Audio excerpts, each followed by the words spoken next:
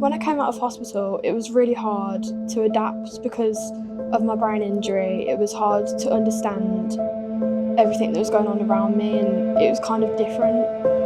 Just over 2 years ago, on this road just behind us, our daughter was hit by a hit and run driver. He was doing approximately 65 miles an hour, left the scene. Today has been very much about Caitlin. This has been Caitlin's day. Caitlin has those aspirations to join forensic services, to become a forensic specialist, a scientist. Who knows where she'll end up. But today was very much about keeping that passion. I'm Caitlin Hodgetts, I'm 16, and I've come here today to kind of explore the different routes in police and forensics, and I've already shown a really big interest, but because I'm coming here today, I want to express it more. She's always been interested in forensics, and I think with what's happened to her, it's just kind of accelerated that. She's really interested in the digital side of things as well now, and then obviously being to where we've been to today and seeing the ins and outs of exactly what goes on. It's kind of always sparked my interest ever since I've been a little child. It's always been something that's been really interesting to me, and it's even more interesting now. I didn't really know that you could have different sort of chemicals for different fingerprints and different textures on different sort of evidence pieces. It's really cool. I really like it.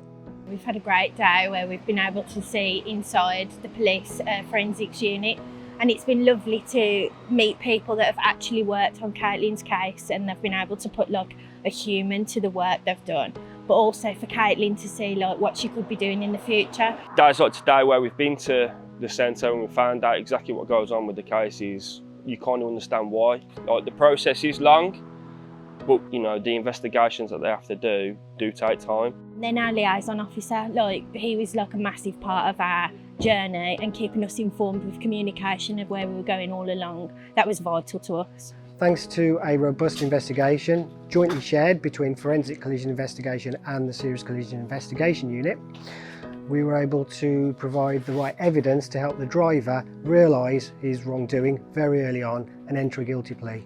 What this did was spare the family the pain of a long drawn out protracted inquiry, going through the wheels of justice and ultimately a trial. It spared them that pain a second time. This could only be done because of the forensic evidence that was supplied that helped provide a speed that was inarguable.